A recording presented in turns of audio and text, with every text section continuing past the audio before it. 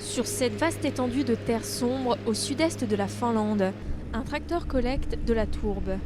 Autrefois appelée l'or brun, la tourbe est une matière organique qui s'accumule pendant des milliers d'années dans les zones humides et les sols forestiers. Cela fait 50 ans que Taisto Raussi ramasse cette source d'énergie plus polluante que le charbon et qui recouvre près d'un tiers de la surface du pays. Mais il a de plus en plus de mal à écouler sa récolte. Niitä on siis hirveän paljon enemmän, niitä, jotka mollaavat turvetta. On a l'impression que de plus en plus de gens sont aujourd'hui contre la tourbe et veulent qu'elle soit retirée du bouquet énergétique de la Finlande. Nous sommes de moins en moins nombreux à en vivre.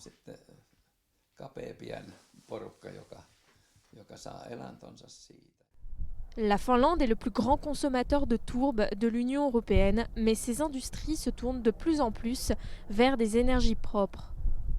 À 300 km des champs de Taisto, la centrale de Kuopio privilégie désormais le bois à faible teneur en carbone, une tendance nationale qui inquiète le producteur finlandais de tourbe Vapo.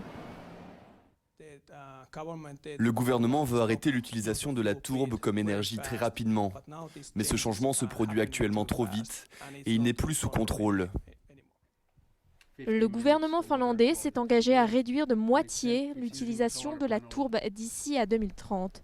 Un objectif jugé insuffisant par les associations environnementales.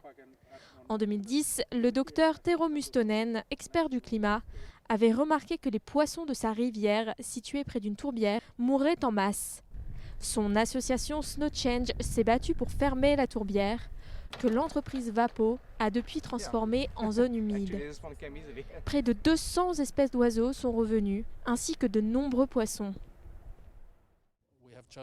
Nous venons de restaurer les zones de frai de la truite, ce qui est assez remarquable quand on pense qu'il y a 10 ans, tous ces poissons étaient sur le dos dans la rivière. L'équipe du docteur Mustonen réhabilite aujourd'hui 23 autres tourbières dégradées à travers le pays.